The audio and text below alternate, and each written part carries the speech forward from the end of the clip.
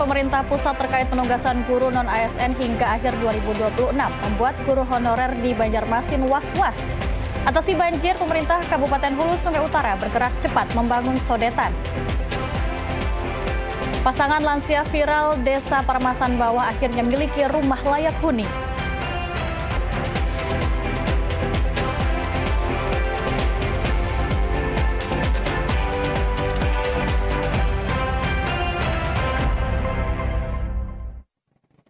Assalamualaikum warahmatullahi wabarakatuh, selamat sore dan salam damai Banua. Pemirsa, Anda kembali menyaksikan Kalimantan Selatan hari ini, edisi Senin 11 Mei 2026. Selama kurang lebih 60 menit ke depan, kami akan sampaikan rangkaian peristiwa dalam Kalimantan Selatan hari ini. Bersama saya Syarifah Nanas, inilah Kalimantan Selatan hari ini selengkapnya.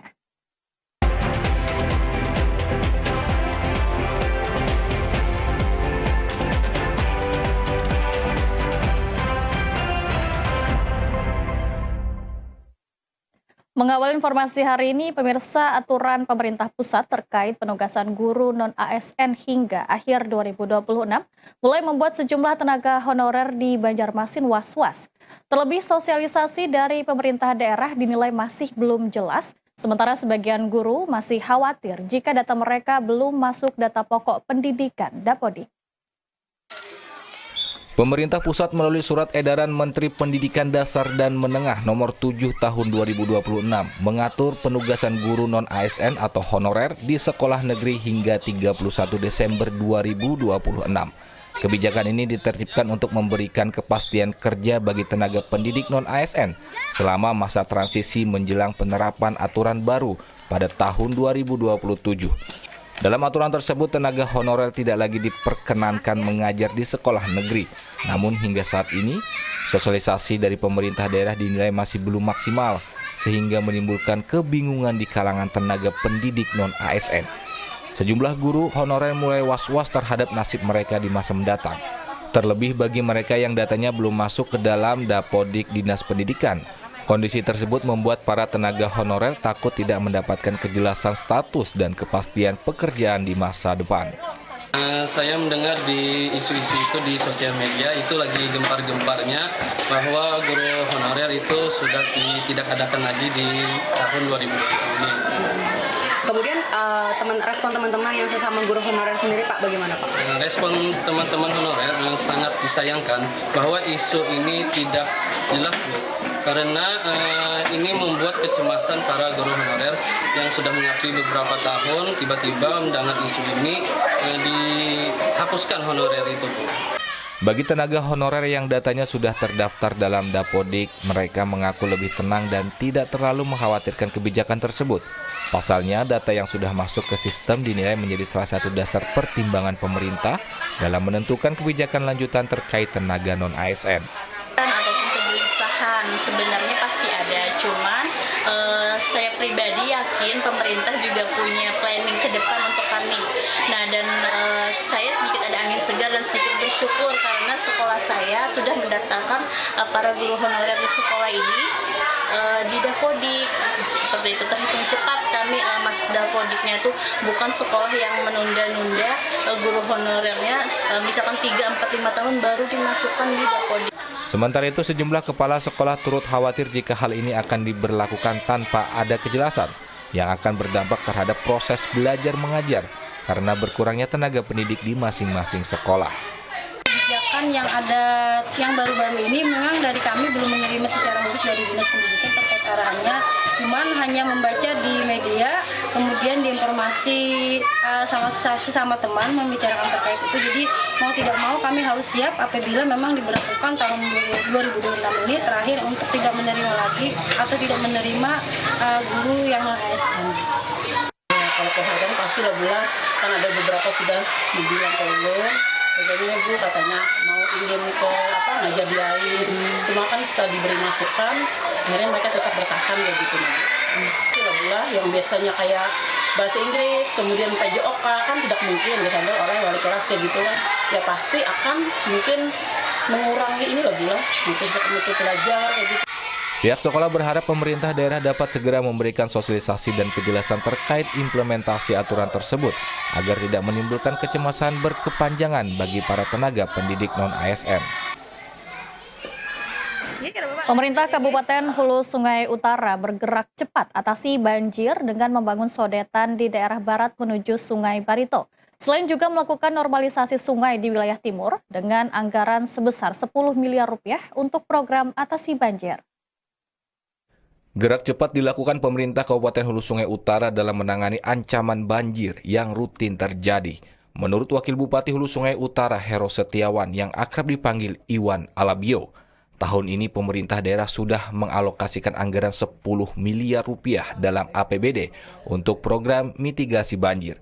Di antaranya kegiatan pembuatan sodetan sepanjang 20 km dari barat yang berbatasan dengan Kabupaten Tabalong menuju Sungai Barito. Selain normalisasi sungai di wilayah timur, gerak cepat ini dilakukan setelah sebelumnya sudah dilakukan pertemuan bersama kepala daerah di Banua 6 bersama Gubernur Kalimantan Selatan Muhyiddin untuk membahas pencegahan banjir secara terpadu. Kami punya Pak Bupati yang sangat luar biasa. Jadi beliau kemarin menginisiasi untuk mengundang seluruh bupati yang sebanua 6 untuk penanganan banjir ini. Jadi pertemuan tersebut terlaksana pada tanggal 11 Februari 2026 di Aula Idam Halid di Amuntai, langsung dipimpin oleh Pak Gubernur dalam rangka mencari solusi permasalahan penanganan banjir yang hampir terjadi setiap tahun. Pada rapat tersebut diputuskan kami di Hulu Sungai Utara untuk di sebelah barat itu dibuat sodetan. Jadi terintegrasi karena sodetan itu dibuat di kabupaten, memulainya dari Kabupaten Tabalong, terus HSU sampai ke Sungai Barito itu sekitar 20 km. Hero Setiawan juga mengungkapkan percepatan upaya penanganan antisipasi banjir di Hulu Sungai Utara tidak lepas dari upaya cepat yang dilakukan Bupati Sahrujani. Karena disadari penanganan banjir tidak bisa hanya dilakukan parsial oleh satu kabupaten, tetapi harus terintegrasi dengan kabupaten lain di Banua 6. Kenaikan harga bahan pokok dan BBM mulai berdampak pada sektor perhotelan di Banjarmasin. Dengan kenaikan tarif kamar hotel hingga 5%, kenaikan ini juga berdampak pada okupansi hotel yang turun drastis mencapai 40%. Sektor perhotelan turut merasakan dampak yang cukup signifikan di tengah kenaikan harga bahan pokok dan bahan bakar minyak yang terus terjadi.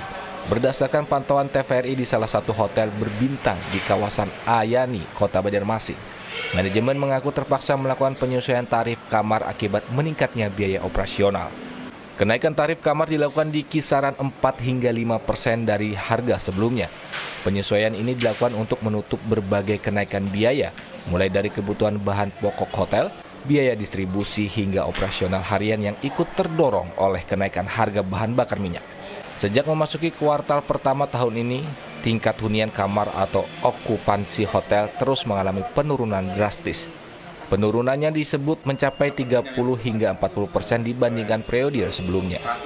Selama ini sih pasti semua sektor mengalami dampak ya, apalagi dengan kondisi sekarang ini okupansi hotel sangat drastis turunnya. Kenapa? Karena satu mungkin daya beli masyarakat juga berkurang, turun banget. Terus event-event juga sekarang sangat jarang, apalagi dengan adanya efisiensi dari pemerintah. Jadi event-event yang sebelumnya ada itu sekarang sangat kurang gitu. Dan kalau dari kami saat ini bagaimana caranya supaya kami bisa survive di tengah krisis ini, saya bilang krisis ya, karena memang dampaknya lumayan besar. Hotel yang memiliki lebih dari 100 kamar ini menjadi salah satu usaha yang paling terdampak oleh kondisi ekonomi saat ini. Menurunnya daya beli masyarakat dan berkurangnya aktivitas perjalanan menjadi faktor utama yang mempengaruhi turunnya jumlah pengunjung. Pihak manajemen hotel mengaku harus melakukan berbagai langkah efisiensi untuk menekan pengeluaran operasional agar usaha tetap berjalan. Meski demikian, mereka berharap kondisi ekonomi dapat segera membaik dan stabilitas harga kembali terjaga, sehingga tingkat kunjungan tamu dan okupansi hotel kembali normal. Pemirsa, dengan terus naiknya harga dolar dan tingginya biaya operasional utama harga tiket, Forum Komunikasi Penyelenggara Travel Umroh dan Haji Khusus FK Patuh Kalimantan Selatan menyepakati penyesuaian biaya perjalanan umroh naik 5 hingga 6,5 juta rupiah. Harga baru akan mulai diberlakukan usai musim haji. Kesepakatan penyesuaian kenaikan biaya umroh Kalimantan Selatan sebesar 5 hingga 6,5 juta rupiah ini dijelaskan Ketua Forum Komunikasi Penyelenggara Travel Umroh dan Haji Khusus FK Patuh Kalimantan Selatan Haji Saridi Salimin. Usai rapat bersama anggota, naiknya harga tiket imbas kenaikan harga aftur yang mana 40% biaya operasional maskapai penerbangan dipengaruhi komponen bahan bakar. Mau tak mau membuat penyelenggara travel umroh dan haji khusus melakukan penyesuaian harga biaya perjalanan. Tak hanya itu, naiknya harga dolar juga memberikan pengaruh pada harga paket yang ditawarkan. Hingga FK Patuh menyepakati persentase kenaikan di kisaran 20% lebih dari harga sebelumnya. Hanya antara rupiahnya yaitu 5 juta sampai 6.500.000. Penyebab utamanya, Pak? Penyebab utama adalah kenaikan harga aftur, di mana 40% dari operasional maskapai itu adalah di minyak. Sehingga seluruh maskapai itu sudah menaikkan harga tiket. Sehingga mau nggak mau kita harus menyesuaikan harga paket umroh kita. Pemilik penyelenggara perjalanan umroh dan haji khusus Haji Muhammad Taufan Akbar dan Haji Muhammad Kholik menyatakan penyesuaian biaya umroh ini akan mulai diberlakukan pada keberangkatan Juni pasca musim haji mendatang. Pihaknya pun telah melakukan sosialisasi kepada calon jamaah yang telah mendaftar akan penyesuaian biaya umroh. Kita sudah menyampaikan itu ada kenaikan, cuman belum tahu kenaikannya berapa, dan mereka juga lihat berita kan, sekarang media sosial juga alhamdulillah masif di masyarakat, jadi mereka melihat bahwasanya ada kenaikan-kenaikan itu. Tapi ada yang mundur nggak gitu? Takutnya akan mundur. Oh iya, jadi kalau jamaah itu mau mundur ya kita persilakan, tidak masalah. Cuman saya rasa insya Allah jamaah akan memahami ini, karena ini kenaikan ini sudah memang tidak bisa kita hindari lagi. Ini dunia ini sudah global. Nah kalau memang niatnya untuk umrah pasti berangkat. Penyesuaian harga ini kan mayoritas karena kenaikan aftur dan juga kenaikan mata uang dolar ya. Jadi nilai tukar rupiah kita turun, otomatis hampir semua komponen ya Pak ya naik. Jadi alhamdulillah kami tadi kebetulan hari ini barusan kami melakukan sosialisasi. Jadi sebagian agen dan jamaah kami kumpulkan, manasik kami dipercepat. Jadi kami mengadakan diskusi dan sosialisasi, dan alhamdulillah jamaah insya Allah bisa menerima.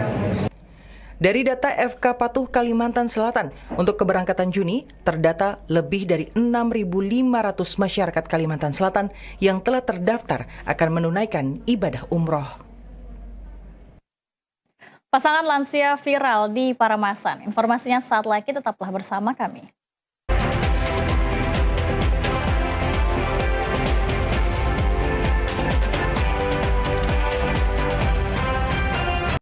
Terima kasih Anda masih bersama kami di Kalimantan Selatan hari ini.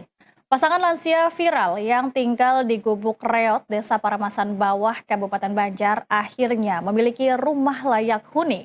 Pasangan ini memiliki rumah baru dari program bedah rumah Polres Banjar yang dikerjakan selama 1 minggu.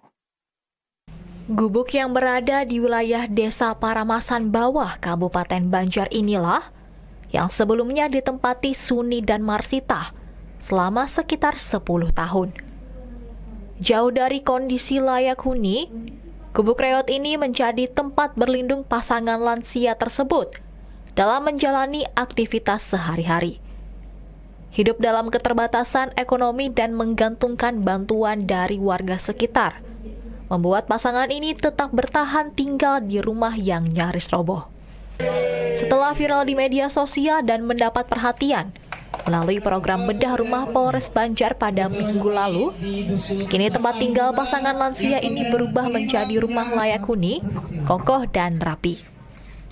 Penyerahan kunci rumah oleh Kapolres Banjar AKBP Fadli menjadi momen haru dan bahagia bagi Suni dan istri di usia mereka yang sudah senja. Kami dari Polres Banjar, Polda Kalsel, menyerahkan hasil bayar rumah dari Polres Banjar kepada keluarga Bapak Suni sebagai bentuk kehadiran dan kepedulian Polri kepada masyarakat. Rumah ini sangat tidak layak. Kemudian atas perintah dari Bapak Kapolda Kalimantan Selatan, Bapak Irjen Pol Dr. Santi Yuda Hermawan, untuk segera melakukan bedah rumah dan memberikan kehidupan yang layak kepada Bapak Suni sekeluarga. Proses pembangunan ini berapa lama kemarin? Proses pembangunannya kurang lebih 1 minggu. Kita membangun lebih cepat supaya bisa lebih cepat dinikmati dengan kami, pihak Polres Banjar, Polda Kalimantan Selatan. Kami akan berusaha membantu untuk memberikan yang terbaik kepada masyarakat. 10 tahun. Hidup berdua aja Pak dan berdua aja. Perasaannya senang nggak Pak dapat bantuan nih Pak? Senang ya. Dibantu oleh Bapak ya, terima kasih banyak. Di usia senja dan dalam keterbatasan hidup, pasangan lansia ini akhirnya dapat merasakan tempat tinggal yang aman dan layak huni. Rumah sederhana ini menjadi harapan baru bagi Suni dan istri untuk menjalani sisa usia dengan kehidupan yang lebih baik. Aksi balap liar dan kerumunan pemuda di kawasan Balai Kota Banjarbaru dibubarkan petugas kepolisian. Selain aksi kebut-kebutan, juga ditemukan sejumlah botol minuman keras dan bungkus suplemen energi di depan Balai Kota. Kepolisian meminta orang tua lebih memperhatikan aktivitas anaknya pada malam hari. Menindaklanjuti laporan warga melalui layanan call center 110, aparat kepolisian segera menuju kawasan Balai Kota Banjarbaru yang disinyalir menjadi titik kumpul aksi balap liar.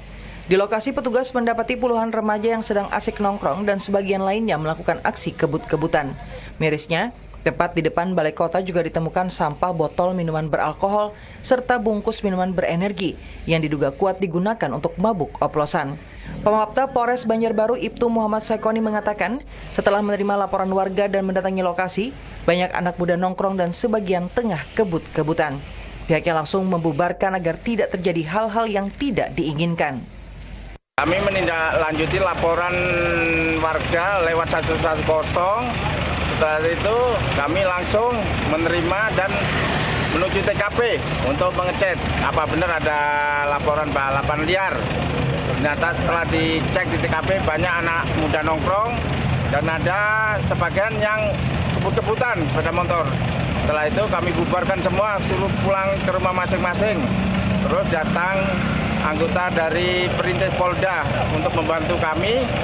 Akhirnya mereka pulang masing-masing dan setelah itu kami nongkrong sambil memantau situasi dan alhamdulillah situasi aman terkendali. Usai dibubarkan, petugas berjaga dari tengah malam hingga pukul 4 pagi. Aksi balap liar ini kerap terjadi di depan Balai Kota pada Minggu dini hari. Pihak kepolisian meminta peran aktif orang tua untuk lebih memperhatikan aktivitas anak-anak mereka, terutama saat larut malam. Diimbau tidak lagi berkumpul di atas pukul 12 malam guna mencegah terjadinya tindak kriminalitas maupun kecelakaan. Kecelakaan lalu lintas kembali terjadi di ruas Jalan Trikora Banjarbaru. Satu unit mobil pribadi ringsek parah usai menghantam truk roda 6 yang sedang terparkir di bahu jalan. Lokasi kejadian yang berada tepat di seberang Rumah Sakit Idaman membuat proses evakuasi korban berlangsung cepat. Inilah kondisi mobil pribadi berwarna kuning yang mengalami kerusakan hebat pada bagian depan. Benturan keras membuat kap mobil tak berbentuk setelah menabrak bagian belakang truk roda 6. Diketahui mobil pribadi dikemudikan seorang laki-laki berusia 21 tahun ini melaju dari arah Bundaran Palem menuju arah Guntung Manggis. Sesampainya di depan Rumah Sakit Idaman, mobil tiba-tiba menghantam truk yang tengah berhenti di bahu jalan. Salah seorang warga sekitar Wagino mengaku, usai sholat subuh ia mendengar suara benturan keras. Saat dilihat keluar, ia terkejut melihat kondisi mobil sudah rusak parah dan posisi mobil berputar 180 derajat pasca terjadinya kecelakaan.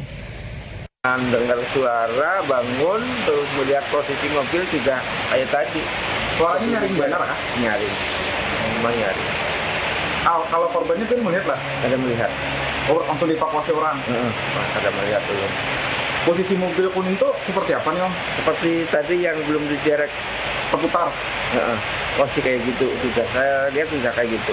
Saking kencangnya benturan jadi kemungkinan saking kencangnya mobilnya mungkin langsung kebalik memutar kayak itu.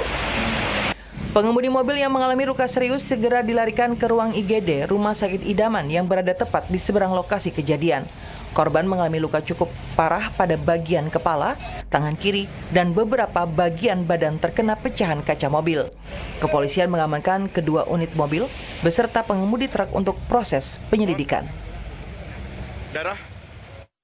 Jelang Idul Adha, peternak Banjarbaru jamin kesehatan sapi. Informasinya saat lagi, tetaplah bersama kami.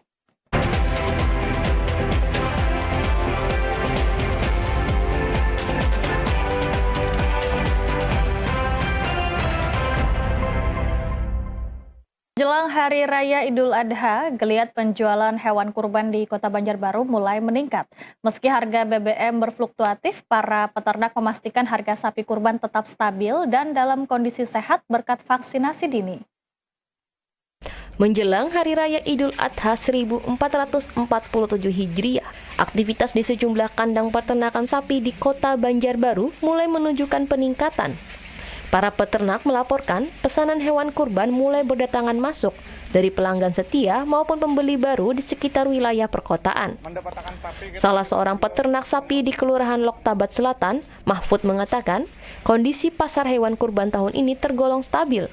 Meski harga bahan bakar minyak mengalami kenaikan, ia memilih untuk tidak menaikkan harga secara drastis demi menjaga daya beli pelanggan. Ya, menjelang Idul Adha ini kayaknya ini aman-aman aja, juga harganya juga nggak terlalu melambung meskipun BBM mahal, tapi kita itu bisa menyediakan seharga 21, 23 aja, biar cepat laku gitu aja. Ini kan kita melayani pelanggan-pelanggan aja. Oke, terkait kesehatan sendiri perawatannya seperti apa, Pak? Ya kalau memang perlu perawatan kita vaksin. Sebelum menjelang Idul Adha 3 bulan itu sudah mulai divaksin. Akhirnya sayang kan kalau terlalu mepet di bulan Idul Adha divaksin. Peternak lainnya di Kelurahan Guntung Payung, Sutar, memastikan perawatan dan kesehatan sapinya dipastikan aman. Pemesanan sapi biasanya terjadi 1 bulan sebelum Idul Adha. Ia juga tidak menambah sapi baru demi menjaga kesehatan hewan kurban. Biasanya yang ramai itu Pak 1,5 bulan sebelum hari raya kurban orang pesan. Ya kita jaga Pak. Jangan sampai kita ini memasukkan sapi baru Pak untuk pencegahan. Oh, kenapa gitu Pak? Karena kalau sapi baru itu kadang-kadang dari lain terbawa penyakit Pak Kadang dari pasar kah, dari pemotongan kah, itu membawa penyakit. Kalau kita kan sudah lama di sini insya Allah aman gitu. Pemesan hewan kurban di kandang ternaknya datang dari pengurus masjid, pemerintah hingga kalangan pribadi. Dijual dengan harga bervariasi mulai dari 15 hingga 23 juta untuk sapi biasa, sedangkan jenis limosin di harga 30 hingga 50 juta rupiah tergantung bobot sapi. Berbagai kegiatan sudah dilakukan Dinas Pertanian, Perikanan, dan Pangan Kabupaten Hulu Sungai Selatan terkait hewan kurban. Untuk tahun ini jumlah hewan kurban meningkat dibanding tahun 2025. Jelang Hari Raya Idul Adha atau Hari Raya Kurban 1447 Hijriah, Dinas Pertanian, Perikanan, dan Pangan Kabupaten Hulu Sungai Selatan sudah turun ke lokasi peternakan dan pengepul hewan kurban di semua kecamatan untuk memberikan perawatan antemortem serta mendata ketersediaan hewan kurban. Untuk tahun 2026 ini, ketersediaan hewan kurban berjumlah 774 ekor, terdiri 752 sapi dan sisanya adalah kambing. Jumlah ini diakui meningkat 25 ekor dibanding tahun 2025. Data ini juga bisa bertambah seiring permintaan masyarakat yang ingin melaksanakan ibadah kurban nantinya. Untuk hewan kurban di Kabupaten Hulu Sungai Selatan, selain dari peternak lokal, hewan juga banyak didatangkan dari Kabupaten Tanah Laut dan Kabupaten Tapin. Kita dari Distan PP mengerahkan seluruh petugas teknis peternakan dan kesehatan hewan melaksanakan pendataan ketersediaan dan kebutuhan di seluruh kecamatan Kabupaten Hulu Selatan. Adapun dari hasil tersebut kita memperoleh ketersediaan hewan kurban tahun 2026 ini sekitar 774 ekor hewan siap kurban. Sedangkan untuk kebutuhan hewan kurban yang di Kabupaten Hulu Sungai Selatan saat ini adalah sebanyak 102 ekor. Nah, untuk jumlah ini kemungkinan bisa bertambah dan berkurang seiring permintaan menjelang Raya Idul Adha nanti. Dalam tahapan lanjutan, Dinas Pertanian, Perikanan, dan Pangan Kabupaten Hulu Sungai Selatan pada tanggal 25 Mei nantinya akan kembali turun ke lokasi peternakan untuk perawatan antemortem. Dan pada pelaksanaan penyembelihan juga turun ke lokasi untuk memberikan perawatan postmortem yang bertujuan agar daging yang dipotong benar-benar sehat dan layak dikonsumsi. Iwan Sanusi, TVRI, Kalimantan Selatan. Jelang Hari Raya Idul Adha, pemerintah Kabupaten Hulu Sungai Tengah menggelar pasar murah. Pasar murah yang bekerja sama dengan Dinas Perdagangan Provinsi Kalimantan Selatan ini dilaksanakan di Desa Pajukungan. Dalam upaya menjaga stabilitas harga barang pokok dan daya beli masyarakat, pemerintah Kabupaten Hulu Sungai Tengah melalui Dinas Perdagangan bekerja sama dengan Dinas Perdagangan Provinsi Kalimantan Selatan menggelar pasar murah di Desa Pajukungan, Kecamatan Barabai.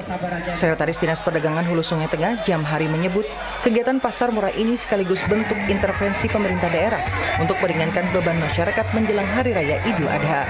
Sementara itu, Kasih Pengendalian Barang Pokok dan Penting Provinsi Kalimantan Selatan, Salim, mengatakan pihaknya berkomitmen akan mengawasi proses distribusi dan memantau pergerakan harga serta stok barang pokok di lapangan. Dalam rangka untuk menjaga stabilitas harga pangan dalam rangka menyambut Idul Adha. Jadi atas nama pemerintah Kabupaten, Pak Bupati Hulu Sungai Tengah, kami mengucapkan terima kasih yang sebesar-besarnya kepada semua pihak yang telah membantu sehingga terlaksananya kegiatan hari ini. Untuk Kabupaten HST ini yang ke-6 kalinya setelah dari Banjarmasin, Tanah Laut, Kota Baru, Tanah Lumbu, dan kemarin kami sudah melaksanakan di HSU juga yang kami bawa. Kami ngambil langsung dari distributor yang harganya lumayan jauh dari pasaran di luarnya ya. Salim menambahkan, pasar murah ini merupakan bentuk sinergi Pemda dan Pemprov dalam menjaga stabilitas harga serta distribusi bahan pokok. Masyarakat Desa Pajukungan mengaku sangat terbantu dengan adanya pasar murah. Mereka berharap kegiatan ini terus dilaksanakan secara berkelanjutan. Ahmad Rizky, kontributor TVRI Kalimantan Selatan. Dalam rangka pengendalian inflasi di Kota Banjarmasin, pemerintah Kota Banjarmasin gelar pasar murah. Kegiatan ini dilaksanakan selama 104 hari di sejumlah titik 5 kecamatan di Kota Banjarmasin.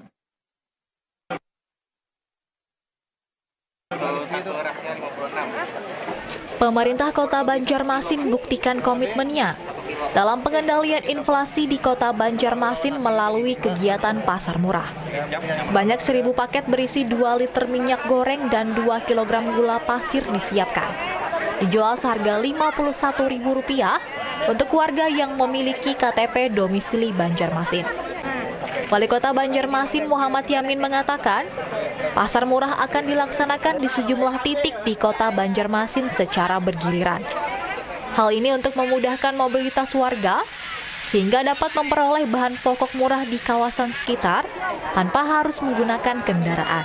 Kita berharap kegiatan pasar murah ini tidak lagi masyarakat itu datang dengan menggunakan transportasi, tapi dia berjalan kaki di daerah sekitarnya.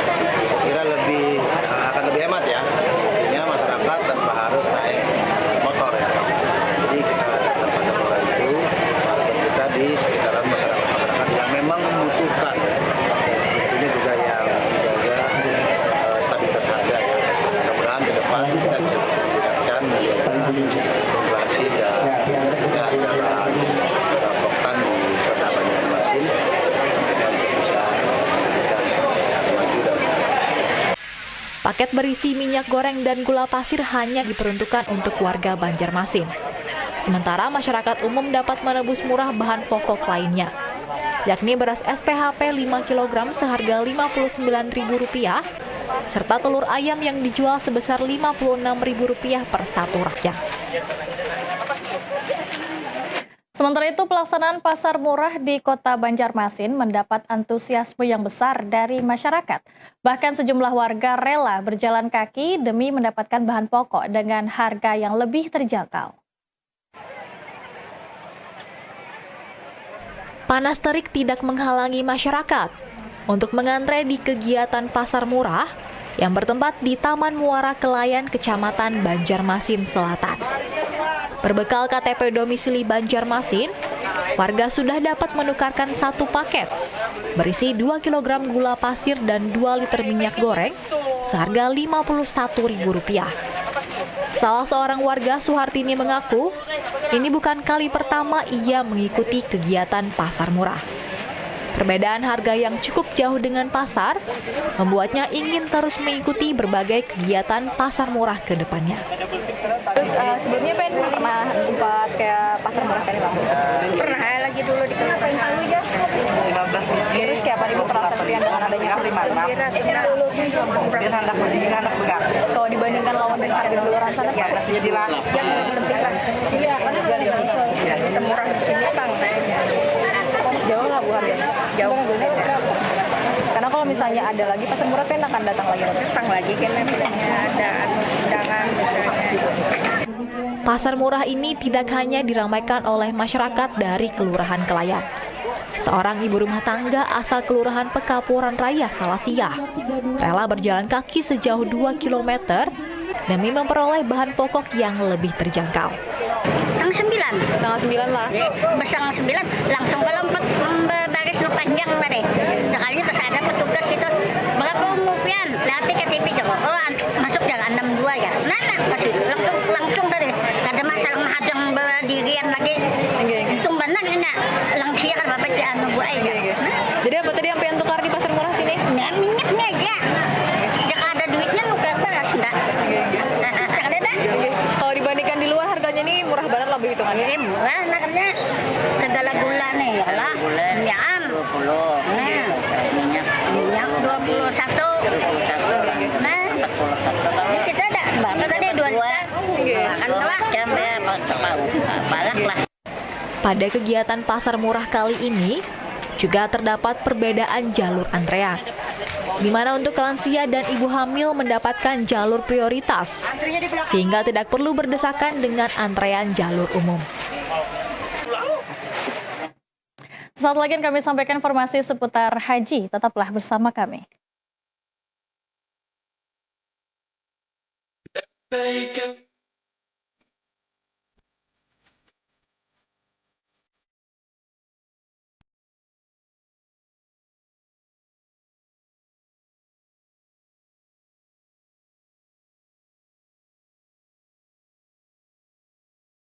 Pemerintah Kabupaten Kota Baru melepas ratusan jemaah calon haji menuju asrama haji di Banjarbaru. Wakil Bupati Kota Baru, Sairi Mukhlis, menyampaikan pesan kepada para jemaah menjaga kondisi kesehatan. Terlebih ibadah haji tahun ini diprediksi berlangsung di tengah cuaca panas ekstrim. Waktu keberangkatan jemaah haji Kabupaten Kota Baru akhirnya tiba. Bertempat di Masjid Agung Husnul Hatimah, pemerintah Kabupaten Kota Baru melepas ratusan jemaah haji menuju asrama haji di Banjarbaru. Pemandangan haru terlihat saat para jemaah berpamitan dengan anggota keluarga yang hanya bisa mengantar sampai pintu gerbang masjid. Di halaman masjid, 10 unit bus sudah disiapkan untuk mengantarkan para jemaah. Sebelum rombongan berangkat, Wakil Bupati Kota Baru Sairi Mukhlis menyampaikan beberapa pesan kepada para jemaah, utamanya agar jemaah menjaga kondisi kesehatan. Terlebih ibadah haji tahun ini diprediksi berlangsung di tengah cuaca panas ekstrim. Jadi biar jaga kesehatan, supaya pada saat pemberangkatan sampai ke tempat tujuan, kondisi dia mudah-mudahan sehat selalu sampai selesai menunaikan ibadah haji. Karena pada hari ini disampaikan cuaca di Mekah Al-Mukarramah itu cukup lumayan panas, sudah di atas 40 derajat Celcius. Artinya panas daripada kebiasaan panas di wilayah kita. Sementara itu, lambaian tangan mengiringi bus jemaah haji saat bergerak meninggalkan halaman Masjid Husnul Hatimah. Berdasarkan data Kementerian Haji dan Umroh Kabupaten Kota Baru, jemaah haji Kabupaten Kota Baru berjumlah 309 orang yang tergabung dalam 3 kloter dengan 3 kali jadwal keberangkatan. yakni kloter 13 sebanyak 301 orang, kloter 17 4 orang, dan 4 orang di kloter 19. Dari Kota Baru, Fitri, kontributor TVRI Kalimantan Selatan. Usai jeda akan kami sampaikan informasi lainnya, tetaplah bersama kami di Kalimantan Selatan hari ini.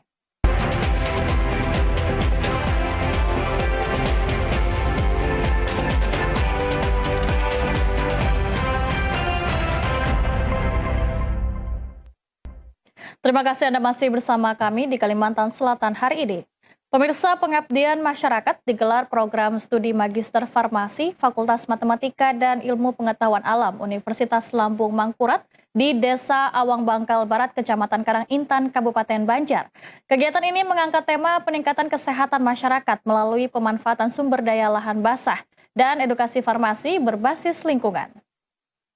Pengabdian masyarakat digelar program studi Magister Farmasi Fakultas Matematika dan Ilmu Pengetahuan Alam Universitas Lambung Mangkurat di Desa Awang Bangkal Barat, Kecamatan Karangintan, Kabupaten Banjar.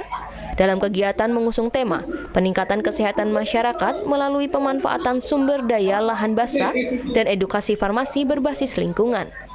Dosen dan mahasiswa memperkenalkan berbagai produk hasil pemanfaatan sumber daya lahan basah, termasuk pengolahan obat alami dan makanan sehat yang dapat dimanfaatkan masyarakat sehari-hari.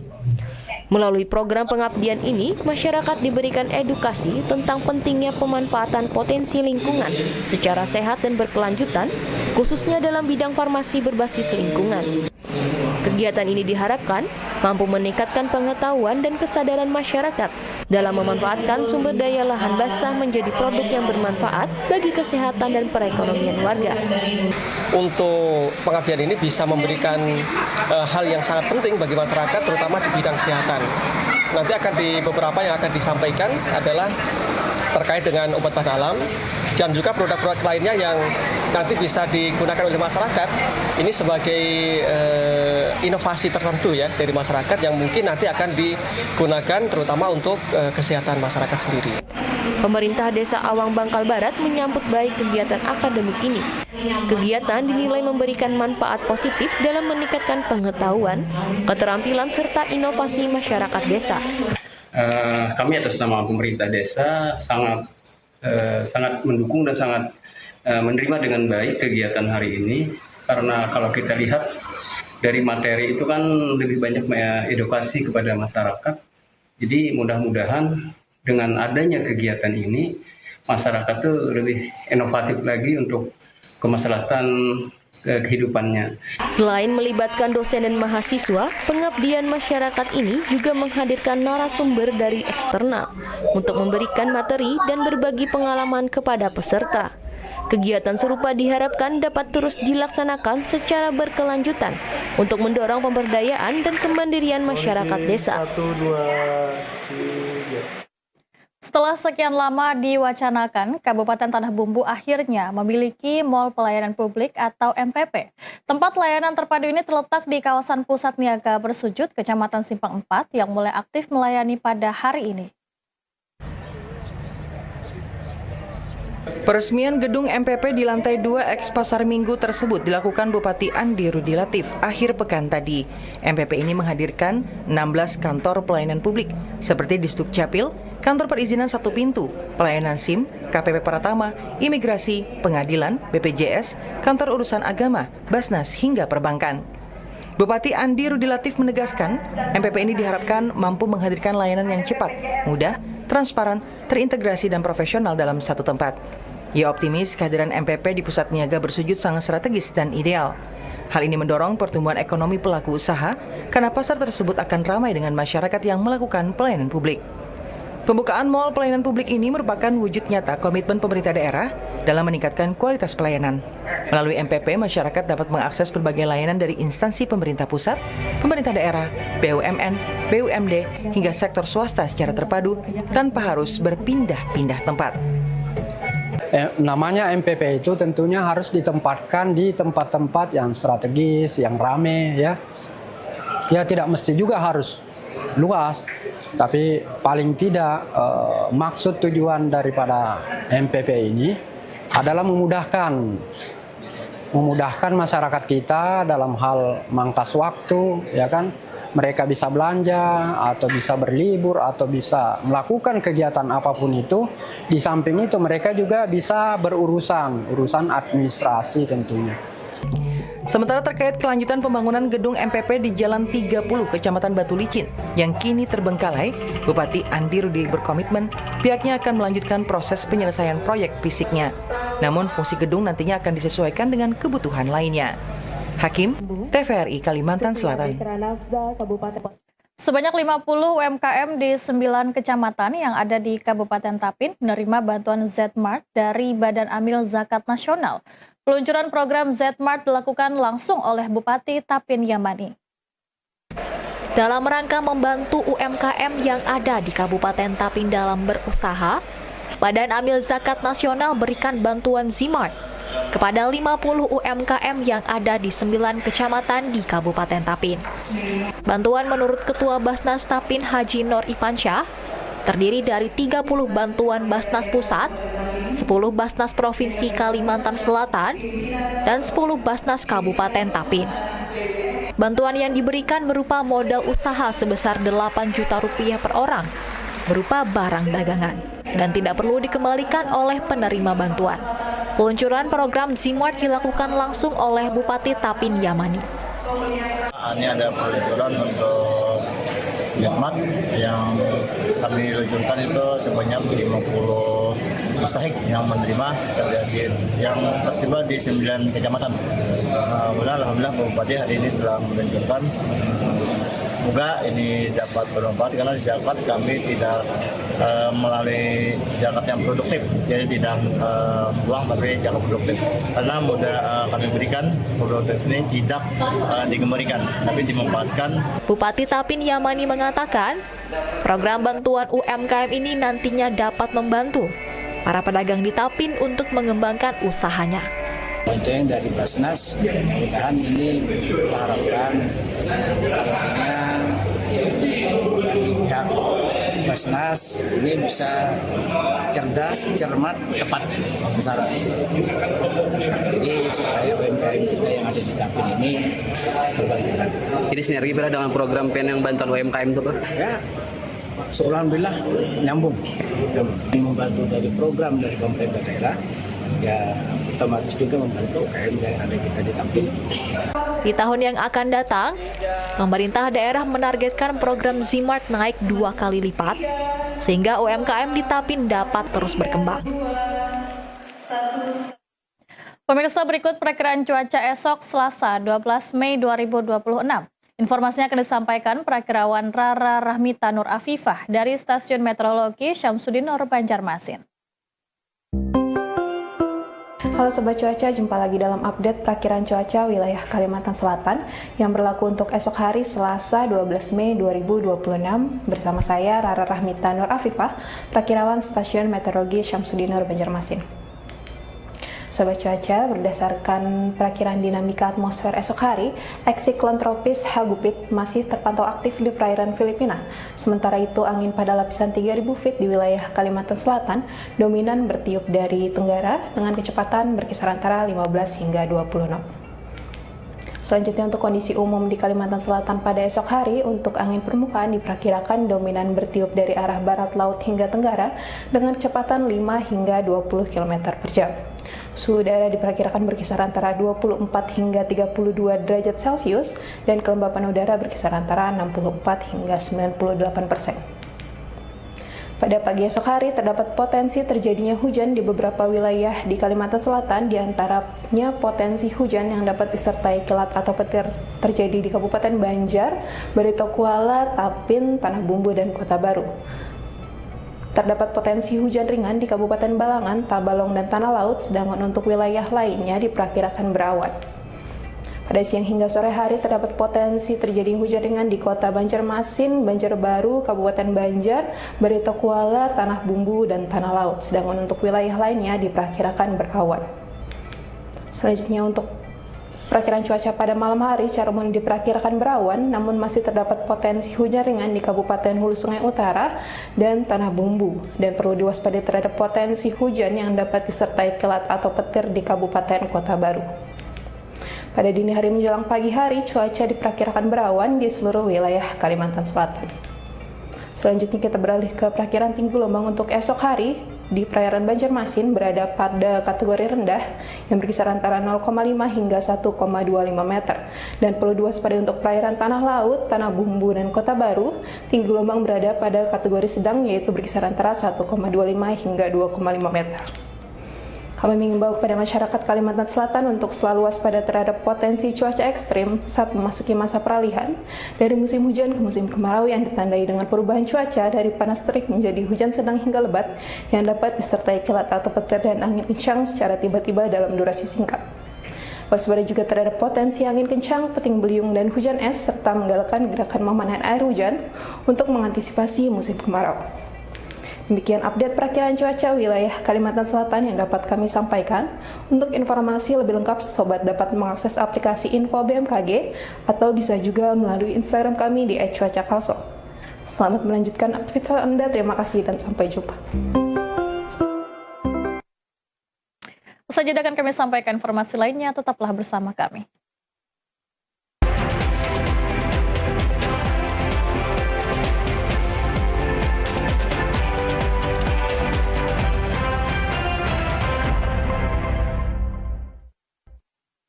Kejuaraan Nasional Kejurnas Banua Rally 2026 putaran 1 dan 2 di Kalimantan Selatan sukses digelar. Kejuaraan nasional selain menjadi ajang persaingan para pereli nasional, juga menjadi langkah awal Kalimantan Selatan menuju tuan rumah ajang rally internasional. Kejuaraan Nasional atau Kejurnas Banua Rally 2026 putaran 1 dan 2 di Kalimantan Selatan sukses digelar. Kejurnas Banua Rally menjadi event pembuka untuk tahun 2026 dan menjadi langkah awal Kalimantan Selatan untuk menggelar event serupa di tingkat internasional. Ketua Ikatan Motor Indonesia Kalimantan Selatan Haji Edi Sudarmaji menyatakan rasa syukurnya atas suksesnya pelaksanaan kejuaraan nasional Banua Rally 2026 seri 1 dan 2 ini. Dirinya mengapresiasi seluruh pihak yang telah mendukung jalannya event, termasuk pengurus IMI Pusat dan para peserta rally. Edi Sudarmaji berharap keberhasilan Banua Rally dapat menjadi barometer penyelenggaraan rally nasional bagi daerah lain, sekaligus membuka peluang Kalimantan Selatan menjadi tuan rumah ajang internasional seperti Asia Pacific Rally Championship atau APRC. Sementara itu pada Kejurnas Banua Rally putaran 2 2026 di hari terakhir pertandingan pada lintasan Citra Mandiri City, pereli Toyota Gazoo Racing Indonesia, Rian Nirwan bersama navigator Adi Indiarto berhasil keluar sebagai juara umum dengan catatan waktu 42 menit 33,9 detik menggunakan Toyota GR Yaris Rally 2. Posisi kedua ditempati pereli tuan rumah Kalimantan Selatan Emfareji Fat bersama navigator Jason Farmer dari tim MAB HRV RT dengan selisih waktu 33,7 detik dari Rian Nirwan. Sedangkan posisi ketiga diraih TB Adi bersama navigator M. Herkusuma dari Dewa United Motorsport. Ikatan Motor Indonesia tentunya mengucapkan banyak terima kasih kepada para pihak yang mendukung dalam acara ini, dan tentunya kepada PPIMI juga terima kasih banyak kepada Pak Ketum, Pak Moreno yang telah hadir dalam acara pembukaan, mengikuti juga jalannya pertandingan dalam acara seri 1 dan 2 ini.